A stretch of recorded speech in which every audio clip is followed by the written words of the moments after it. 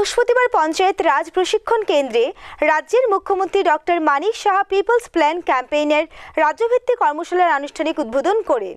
এদিন অনুষ্ঠানে পুরস্কার বিতরণ করেন মুখ্যমন্ত্রী।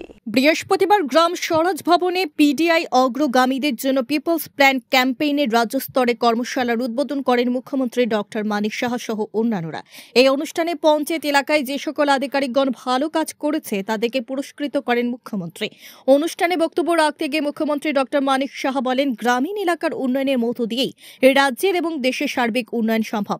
গ্রাম পঞ্চায়েত পরিচালনার ক্ষেত্রে স্বচ্ছতা বজায় রাখার প্রতি জনপ্রতিনিধি সহ পঞ্চায়েতের সঙ্গে যুক্ত সকলের প্রতি আহ্বান জানান। আমরা প্রতি বছরই এই ধরনের পঞ্চায়েত স্তরে পিপলস প্ল্যান ক্যাম্পেইন বাস্তবায়িত করা হয় এবং এই বছরও 2 অক্টোবরে আমরা জানি মহাত্মা গান্ধীর যে জন্মদিন, সেই উপলক্ষে 2024-এ যে বিশেষ গ্রাম সভা সংগঠিত করার মাধ্যমে এই ক্যাম্পেইন সূচনা করা হয়েছিল এবং এই যে প্রচারাভিযান সেটা চলবে 2025 সালের মার্চ মাস পর্যন্ত।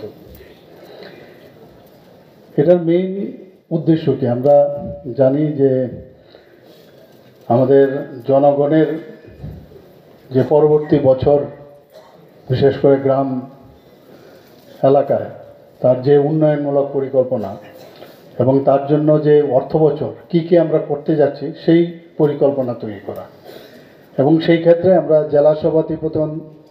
জেলা সভাপতিগণ থেকে শুরু করে পঞ্চায়েতের সমস্ত স্তরের যারা জনপ্রতিনিধিগণ সেই গ্রাম সভার মাধ্যমে এখানে বিভিন্ন গ্রাম স্তরের পরিকল্পনা গ্রহণ করার যে অংশগ্রহণ, সেটাই মেইন উদ্দেশ্য।